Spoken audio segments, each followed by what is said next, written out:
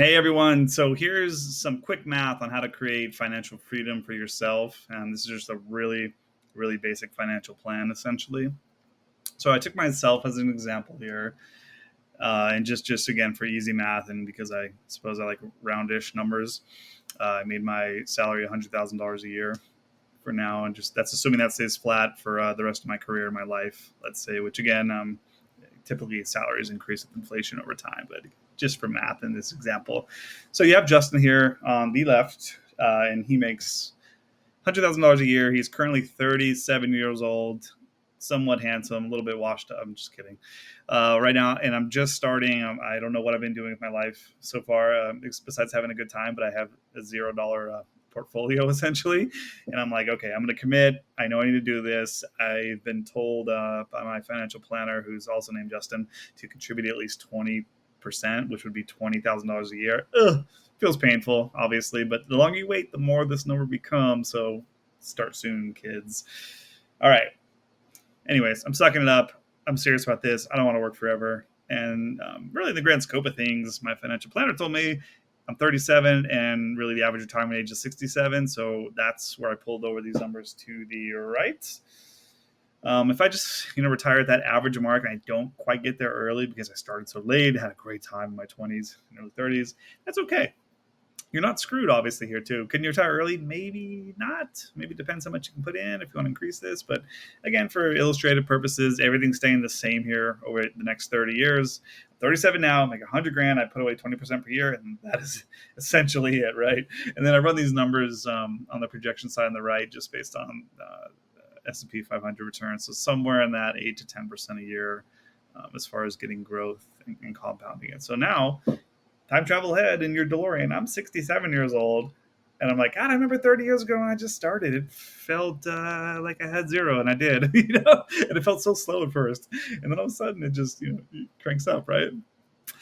So now my portfolio with that assumptive growth rate I mentioned is a little over $3 million. It's $3.3 million, which is nuts.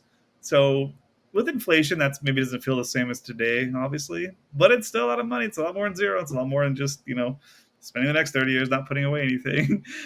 So now what we're going to do is take the, right below there, you'll see of 4% per year. So what I'm doing is I'm taking the $3.3 million portfolio of mine now. Yay. I am multiplying that by 4% per year, which is the quote unquote safe withdrawal rate we call it in the industry. It's from the Trinity study. It's been back tested against, stocks, bonds, performance over the last 100 years, et cetera, et cetera. So it's essentially what that is. That's kind of equivalent to like, my portfolio wanted to stay the same. So I want my $3.3 million to stay relatively the same over my lifetime so I can leave something to kids or whatever I care about. And I'm just going to harvest off the income from it. So that's typically dividends, interest, maybe a little bit of some of the growth over time too as well. So just taking a kind of a flat 4%. It's a safe metric. There's a lot more studies coming out on it, which is interesting. It actually may be too conservative for some people.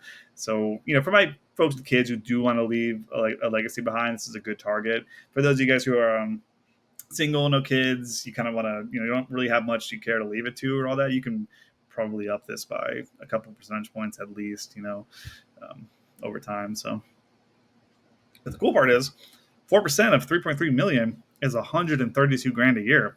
Holy crap. That's actually more than the salary I'm making, at that point. So now at this stage, I've essentially hit that salary replacement number from my portfolio, and it's working for me. Feels pretty good.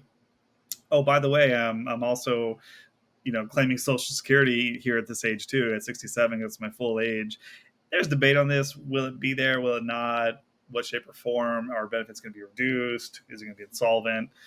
Etc. It'll be there in some way, shape, or form. So, I mean, just take it as a rough number, but I kind of ran the data on if I made 100 grand a year, what that looks like for Social Security, and there's a complex formula for calculating your final number, obviously, but it's roughly 30 grand a year is what it comes out to. So what I did is I added that portfolio, so 4% at 132 grand. I added my $30,000 a year roughly Social Security estimate too, and quick hack, you guys can see what that looks like already by creating a profile on ssa.gov. You can see all your earnings history. You can see what your projected Social Security is. Even if you're just 37 right now, my age, you can see that number. Kind of cool. So it helps when it comes to your financial planning as well too. So anyways, all in now, my retirement income is $162,000 because I sacrificed today, set this up over here because my financial planner, Justin, is a badass and he got me going. He motivated me. He told me if I don't do this, I'm going to, really gonna be mad at my younger self. So anyways, I did it.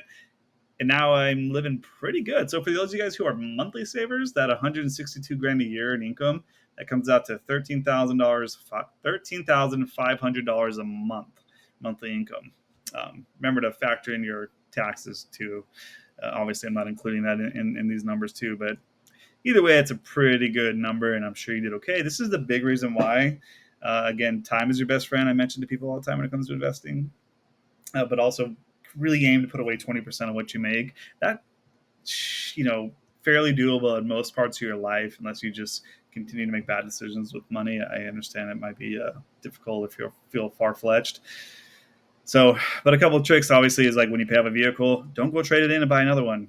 It's a huge commitment to monthly payment. Instead, invest in your accounts. Don't go swapping. Don't increase your lifestyle essentially to just, again, 20% should be a fairly logical amount to put away for yourself. You can spend the other 80. It's called balance. That's a good thing. Balance gets you these numbers. Not too bad. All right. Hope you guys enjoy this one. It's just, again, a quick financial plan on retirement income essentially down the road and why we bug you to put away 20% and over time and don't touch it until you're this age. Now you can touch it. Now that's cool. See you later.